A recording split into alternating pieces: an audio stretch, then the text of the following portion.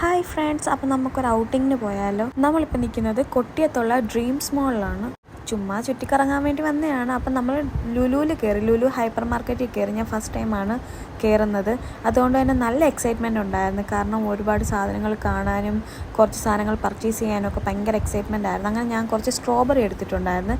ചേട്ടന് ഷമാമിൻ്റെ ഷേക്ക് ഭയങ്കര ഇഷ്ടം. അങ്ങനെ 2 ഷമാമും എടുത്തിട്ടുണ്ടായിരുന്നു. കണ്ണനുണ്ണെ ട്രോളിയിൽ അടക്കിയിരുത്തിയത് ഒരു സ്നിക്കേഴ്സ് കൊടുത്തിട്ടാണ്.